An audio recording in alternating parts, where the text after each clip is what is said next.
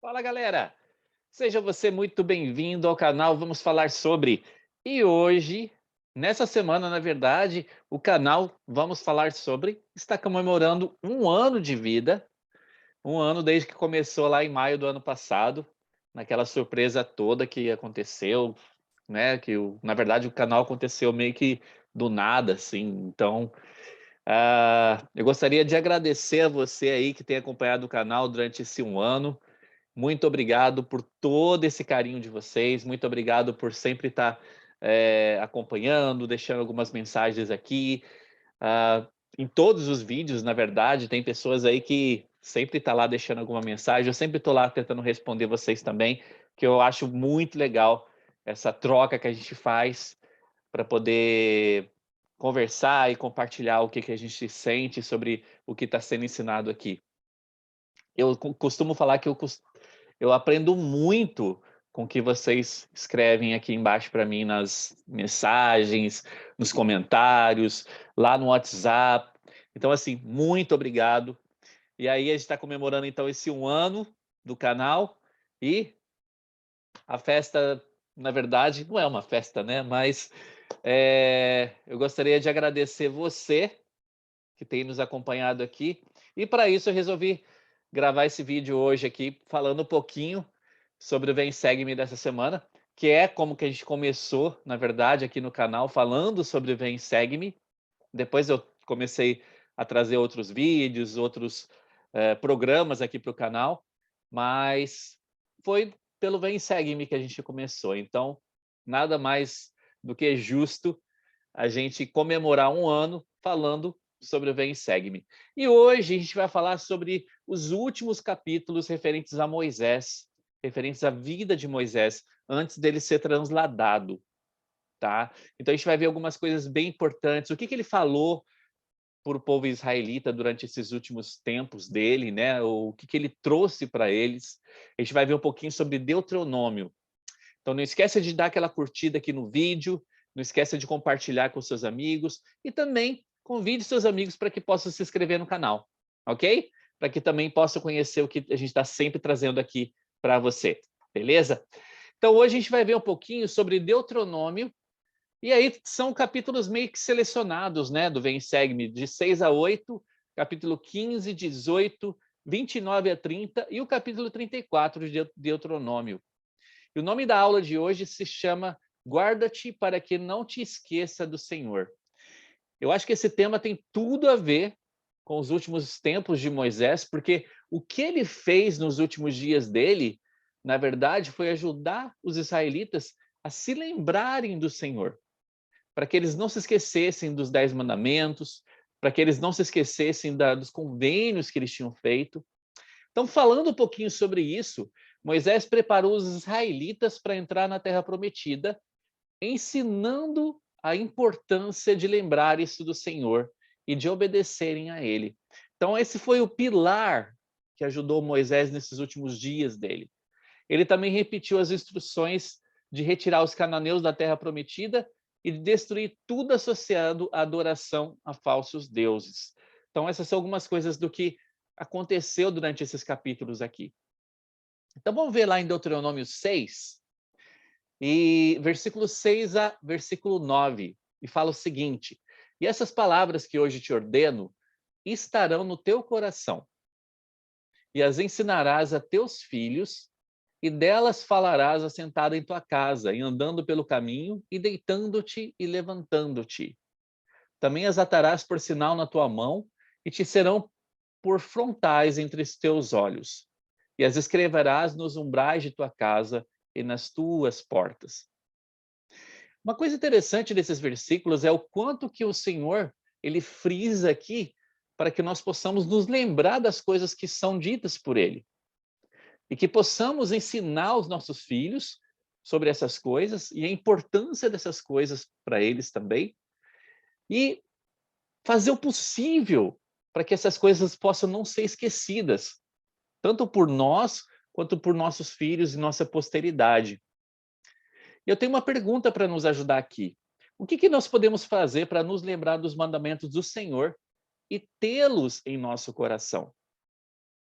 Quando ele fala, né, que a gente deveria colocar no frontal dos nossos olhos, escrever nos umbrais da casa, etc., na verdade ele está falando que nós precisamos ter os mandamentos dentro do nosso coração. Então, o que que nós podemos fazer para nos lembrar disso? Para nos lembrar de ter os mandamentos? Ou como nós podemos ter esses mandamentos dentro de nosso coração? De uma forma mais, como eu posso dizer, efetiva. O presidente Mary J. Romney, ele falou o seguinte: o profundo conhecimento que Jesus tinha das Escrituras fica evidente pelo fato de que ele as citava repetidamente. Ele tinha as Escrituras no coração dele. Quando o diabo tentou para que transformasse pedra em pão, ele replicou citando o Deuteronômio. Está escrito: nem só do pão viverá o homem, mas de toda palavra que sai da boca de Deus. Está lá em Deuteronômio 8, versículo 3. Quando o tentador o desafiou a lançar-se do pináculo do templo, ele respondeu citando o mesmo livro. Também está escrito: não tentarás o Senhor seu Deus. Está lá em Deuteronômio 6, versículo 16. Pela terceira vez, Cristo citou Deuteronômio, lá no versículo 13, quando Satanás lhe ofereceu os reinos do mundo, dizendo: vai-te, Satanás, porque está escrito: ao Senhor teu Deus adorarás e só a ele servirás. Isso foi o discurso na Universidade de Brigham Young, do Elder Romney, em 67, 1967, tempão atrás. Mas eu gostei muito aqui, quando ele fala: o profundo conhecimento que Jesus tinha das Escrituras fica evidente porque ele citava as Escrituras repetidamente. Como eu falei agora há pouco, o que que nós podemos fazer para ter as Escrituras, os mandamentos em nosso coração? Dessa forma, nós vamos nos lembrar perfeitamente do Senhor e das coisas que nós precisamos fazer em nossas vidas. O Senhor lhe pede para que nós possamos memorizar as Escrituras, não é à toa, não é para poder se mostrar para ninguém, mas é que possamos aprender essas Escrituras e tê-las em nosso coração também. Porque dessa forma a gente vai aprender realmente sobre esses mandamentos, esses ensinamentos do Senhor. Versículo 24 fala o seguinte: o Senhor nos ordenou que cumpríssemos todos estes estatutos e que temêssemos ao Senhor nosso Deus, para o nosso eterno bem, para nos guardar em vida como no dia de hoje. Olha que interessante isso. Por que será que o Senhor pede para que possamos nos lembrar dele, guardar os mandamentos, etc. E ele fala: para o nosso eterno bem, para nos guardar em vida, para nos proteger. É por isso que nós temos os mandamentos. É por isso que nós fazemos convênios com o Senhor, para que nós possamos nos lembrar dele e ele possa se lembrar da gente e que possa nos proteger. Lá em Deuteronômio 7, Moisés ensinou os israelitas o que deviam fazer para não cair nas armadilhas ou tentações que existiam na Terra Prometida e que poderiam levá-los a pecar. As pessoas que já estavam vivendo na Terra Prometida participavam de terríveis iniquidades e terríveis idolatrias também. Só para ter uma ideia, elas até sacrificavam crianças inocentes a falsos deuses. Então, essa era uma das coisas que acontecia na Terra Prometida. Então, eles estavam entrando numa terra onde o pessoal já tinha essa cultura, já tinha esse costume. E aí? Como é que eles se comportariam perante tudo isso? Lá no versículo 6 do capítulo 7 fala o seguinte: porque o povo santo é ao Senhor teu Deus. O Senhor teu Deus te escolheu para que ele fosses o seu próprio de todos os povos que sobre a terra há. Então ele chamou esse povo de santo, né? E é interessante quando a gente lembra do nome da igreja, que é a Igreja de Jesus Cristo dos Santos dos Últimos Dias. Eu peguei essa definição aqui da palavra santo e ia falar do seguinte: santo é ser separado para propósitos sagrados. Olha que interessante, é você ser separado de um todo para um propósito sagrado. Então, o termo povo santo refere-se àqueles que são separados ou são escolhidos para servir a Deus. Eles são escolhidos para servir a Deus na realização dos propósitos dele para a salvação de seus filhos aqui na terra. Então, isso que significa ser santo, tá? Então, para sermos o povo do Senhor, precisamos remover e evitar as influências que podem nos levar ao pecado. Então, o que eu conselho? Uma pergunta para você, e você pode escrever aí embaixo, mas que conselho vocês podem dar sobre como retirar ou evitar a influência dessas armadilhas em nossa vida? O que você pode fazer para se proteger quando essas armadilhas não puderem ser evitadas? Que tipo de proteção você pode criar para que essas armadilhas possam não te prejudicar da forma como Lúcifer quer que elas te prejudiquem? Moisés ensinou aos israelitas que Canaã era uma terra de onde nada faltaria nela e onde eles prosperariam. Então era uma terra, por isso que era a terra prometida, né? Mas, contudo, entretanto e porém, ele os advertiu também, dizendo que se esquecessem do Senhor em sua prosperidade, eles iriam perecer. Ele também os advertiu contra a tentação de atribuir seu sucesso a si mesmos, em vez de seu sucesso ao Senhor. Essas advertências também se aplicam a nós. E olha o que o presidente Ballard falou para a gente aqui. Falou sobre essa questão. O amor ao trabalho é uma atitude que os membros da igreja devem desenvolver. De certa forma, estamos passando por um período de grande prosperidade, que quando a história foi escrita, se mostrará tão devastador quanto foi a Grande Depressão e seus efeitos sobre a atitude das pessoas. O presidente Harold Lee disse: hoje estamos sendo testados e provados por outro tipo de teste, que eu chamaria de teste de ouro. O teste da fartura, o teste da facilidade, o teste da influência. E talvez estejamos sendo mais testados do que os jovens de qualquer outra geração do passado. Pelo menos nesta igreja. Galera, isso foi falado em 62.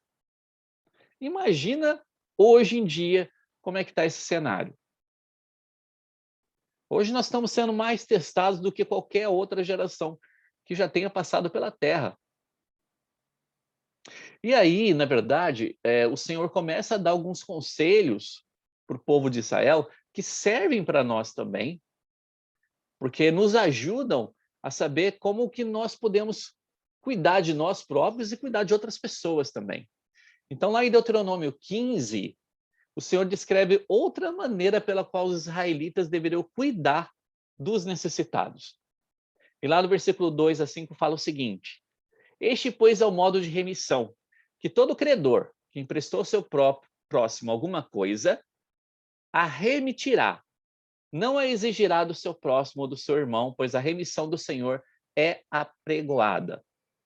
Somente para que entre ti não haja pobre, pois o Senhor abundantemente te abençoará na terra, que o Senhor te deu, teu Deus te dará por herança para possuí-la.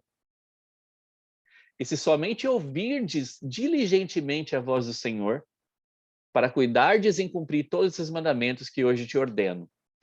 Então ele deu um mandamento aqui de que não deveria haver pobres, né, necessitados entre o povo. E ele deu uma promessa no versículo 10 para a galera: livremente lhe darás, e que o teu coração não seja maligno quando lhe deres. Pois por esta causa te abençoará o Senhor teu Deus em toda a tua obra e em tudo que puseres a tua mão. Então tem duas perguntas que eu gostaria de deixar aqui para vocês. Por que vocês acham que é pecado recusar-se a ajudar o necessitado? Essa é a primeira pergunta. E por que às vezes é tão difícil para a gente poder ajudar aqueles que precisam? Lembra dessa promessa do Senhor aqui: livremente lhe darás. É o que o Senhor vai nos fazer. E que o teu coração não seja maligno quanto lhe deres. Ou seja, quando o Senhor nos abençoar, que o nosso coração não seja maligno quando a gente receber aquela bênção. Porque, na verdade, o Senhor nos abençoa para que nós possamos abençoar outras pessoas. O presidente Nelson, ele falou aqui sobre algumas coisas que a igreja faz para ajudar os necessitados no mundo todo. E é interessante falar sobre isso, porque a igreja não se gaba pelo que faz aí no mundo afora. Mas é interessante a gente saber o que é feito pela igreja. Então, eu tirei esse aqui de um discurso dele, e eu gostaria de comentar algumas coisas para vocês. Para ajudar a aliviar a fome, a igreja opera 124 armazéns do bispo no mundo todo. Então, por meio deles, aproximadamente 400 mil doações de alimentos são fornecidas todos os anos a pessoas necessitadas. Nos locais onde não há armazéns do bispo, os bispos e presidentes de ramo usam parte do fundo de jejum da igreja para fornecer alimento e suprimento a seus membros carentes. Muitas doenças no mundo são causadas pela falta de água potável. Até hoje, a iniciativa humanitária da igreja já ajudou a fornecer água potável a centenas de comunidades em 76 países. A igreja também ajuda refugiados de locais com conflitos civis, devastados pela natureza ou onde sofriam perseguição religiosa. Mais de 70 milhões de pessoas estão agora desalojadas. Apenas em 2018, a igreja forneceu suprimentos de emergência para refugiados em 56 países. Galera, imagina isso antes da pandemia. Imagina o que a igreja fez durante a pandemia. Além disso, muitos membros da igreja ofereceram seu tempo para ajudar a integrar refugiados em novas comunidades.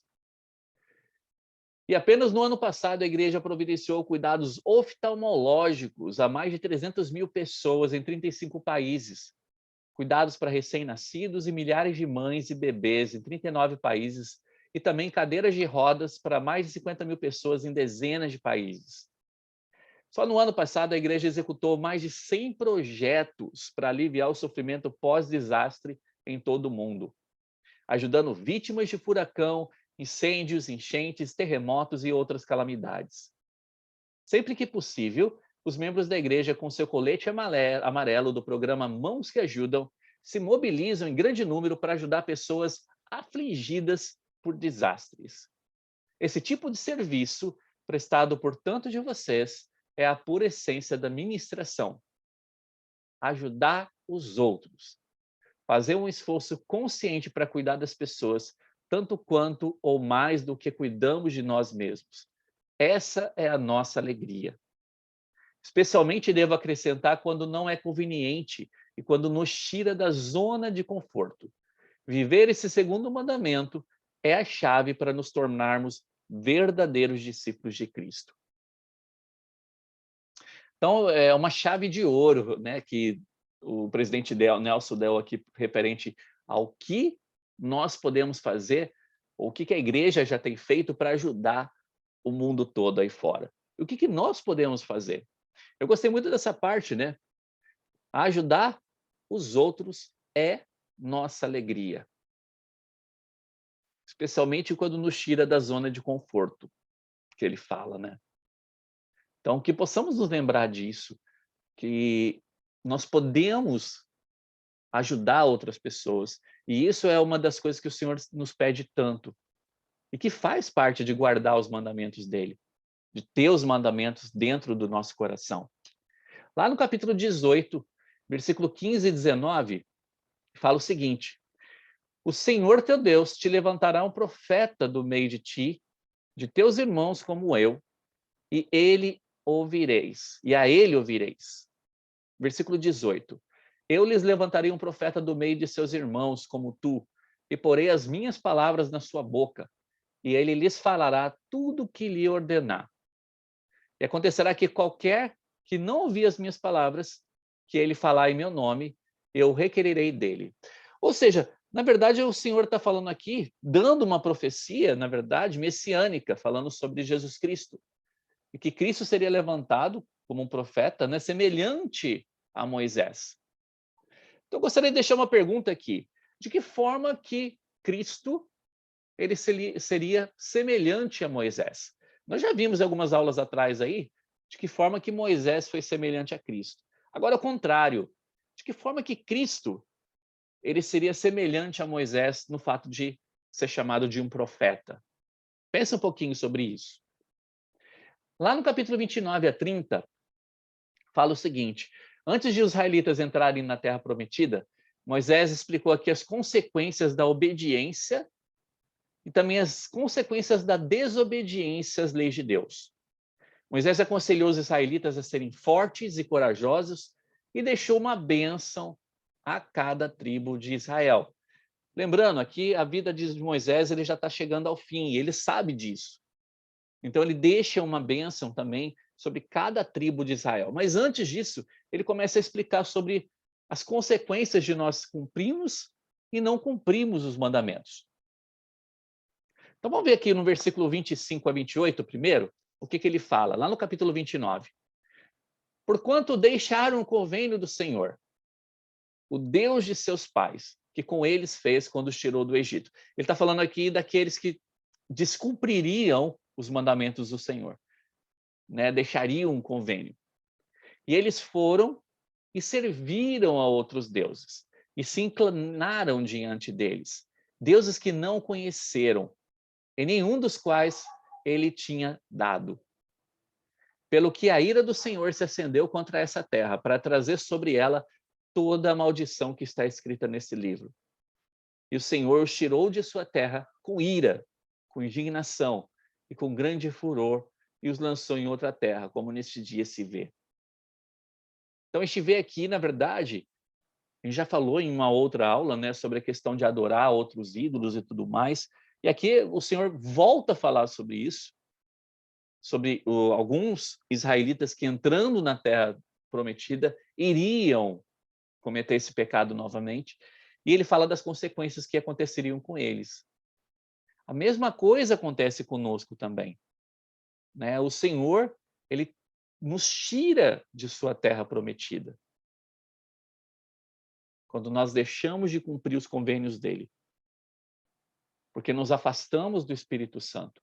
E, consequentemente, por causa disso, nós perdemos esse privilégio, quando nós somos desobedientes, perdemos esse privilégio de estarmos conectados ao Senhor.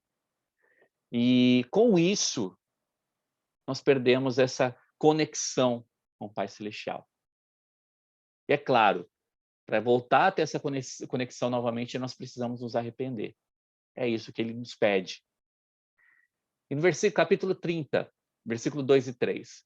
E te converteres ao Senhor teu Deus, e dere ouvidos à sua voz, conforme tudo que te ordeno hoje, tu e teus filhos, com todo o teu coração e com toda a tua alma. Aqui ele fala, então, o que aconteceria aqueles que se convertessem realmente, que guardassem os mandamentos. Então o Senhor teu Deus te fará voltar do teu cativeiro, e se apiedará de ti, e tornará a juntar-te dentre as nações entre as quais te espalhou o Senhor teu Deus. Quando a gente pensa sobre as tribos que seriam perdidas, essa é uma promessa bem interessante, né? Que ele fala que tornará a juntar eles, né? Dentro de todas as nações entre as quais te espalhou o Senhor teu Deus. E por isso que existe a coligação de Israel.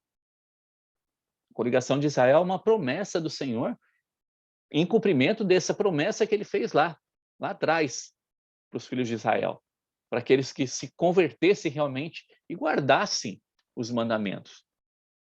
Deuteronômio 31 a 34 fala sobre Moisés, que deu seus últimos conselhos aos israelitas e abençoou cada tribo. Ele os aconselhou a serem fortes e corajosos ao entrarem na terra de Canaã. O Senhor disse a Moisés que no final Israel acabaria se afastando de Deus e adoraria outros deuses. Esse livro de Deuteronômio, como eu falei no início da aula, né, é o último livro de Moisés. Lá no versículo 5 e 6 fala dos últimos dias de Moisés. E fala assim: assim Moisés, servo do Senhor, morreu ali na terra de Moabe, conforme a palavra do Senhor. E o sepultou num vale em terra de Moabe, de fronte de Bet-peor. E ninguém soube até hoje o lugar de sua sepultura. Interessante que ele fala que ninguém soube o lugar de sua sepultura. Porque, embora Deuteronômio afirme que Moisés morreu, o entendimento moderno das Escrituras esclarece que, na verdade, Moisés foi transladado, ou ele foi transformado para não sofrer dor ou morrer até a ressurreição. Isso está lá no Guia do Estudo das Escrituras. Então, era necessário que Moisés fosse transladado, porque ele precisava ter um corpo físico para entregar as chaves do sacerdócio a Pedro, Tiago e João, lá no Monte da Transfiguração. E lá no versículo 10, para encerrar, fala o seguinte: e nunca mais se levantou em Israel profeta algum como Moisés, a quem o Senhor conhecia face a face. E a gente entende por que Moisés foi tão importante. Eu gostaria de ler uma citação aqui do presidente Joseph Fielding Smith, que fala por que Moisés foi transladado, para explicar um pouquinho mais sobre isso. Moisés, como Elias, foi levado sem provar a morte, porque ele tinha uma missão a cumprir. Para que Moisés e Elias apareceram ao Salvador e a Pedro, Tiago e João no monte? Foi apenas uma manifestação espiritual para fortalecer aqueles apóstolos? Ou, porventura, vieram apenas para confortar o Filho de Deus e seu ministério e prepará-lo para a crucificação?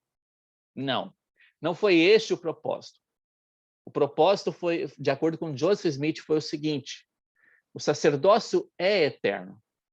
O Salvador, Moisés e Elias, o profeta, deram as chaves a Pedro, Tiago e João no monte, quando foram transfigurados diante dele. O sacerdócio é eterno, sem princípio de dias ou de fins, de anos, sem pai nem mãe. Se não há mudança nas ordenanças, não há mudança no sacerdócio. Sempre que as ordenanças do Evangelho são administradas, há o sacerdócio. Cristo é o grande sumo sacerdote. Adão é o segundo depois dele. Por aí entendemos por que Elias e Moisés foram preservados da morte. Porque tinham uma missão a cumprir. E isso antes da crucificação de Deus, não podendo ser feita em espírito.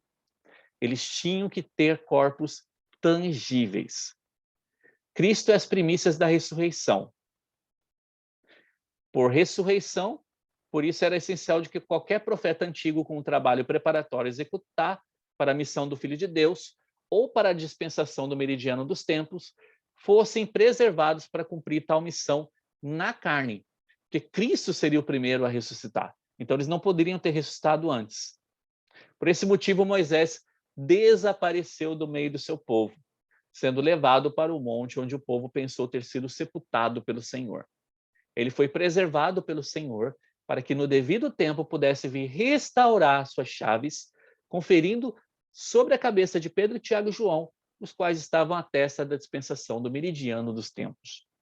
Isso está lá em Doutrinas de Salvação, pelo presidente Bruce R. Macon, que está na página 109 a 110. Irmãos, eu gostaria de encerrar essa aula de hoje, esse nosso bate-papo, com uma citação da presidente Linda K. Burton, que falou o seguinte: de todos os motivos pelos quais devemos ser mais diligentes em nosso cumprimento dos convênios, este é o mais motivador de todos, o amor. Se reconhecemos plenamente o valor de muitas bênçãos que recebemos por meio da redenção feita para nós, nada há que o Senhor nos peça que não façamos com entusiasmo e boa vontade. De acordo com essa declaração do presidente Joseph Fielding Smith, o cumprimento de convênios é uma maneira de expressar o nosso amor pelo incompreensível e infinita expiação de nosso Salvador e pelo perfeito amor de nosso Pai Celestial. Que possamos lembrar disso. O cumprimento de convênios é a maneira de expressar nosso amor pela incompreensível e infinita expiação de Jesus Cristo. Eu gostaria de aproveitar e encerrar essa aula com vocês e dizer que realmente o Senhor, Ele é um Deus perfeito. Ele realmente sabe de todas as coisas. Ele quer que possamos nos lembrar de todos os convênios que fizemos com ele. E que possamos lembrar desses convênios, dos mandamentos, aqui no nosso coração. Para que possamos não esquecer desses convênios. E que possamos nos lembrar que precisamos guardar e fazer por onde, para que possamos receber as bênçãos que ele tem prometido para nós. Eu espero que possamos ter aprendido muito com esse nosso bate-papo hoje, referente a como guardar esses convênios em nosso coração. E por que é tão importante essas coisas estarem aqui no nosso coração. E que possamos não esquecer que o Senhor tem promessas para quem cumpre os convênios dele. E também tem consequências para aqueles que não cumprem. Eu deixo essa aula com vocês, então. Não esquece de dar aquela curtida. E a gente se vê, então, aí no próximo vídeo. E essa foi a aula em comemoração aí de 1 ano do canal Vamos Falar Sobre. Obrigado aí pela sua presença e que possamos continuar aí por mais 1 ano, 2 anos, vamos ver por mais quanto tempo, beleza? Abração para você e a gente se vê, então, na próxima aula, ok? Abração, tchau, tchau.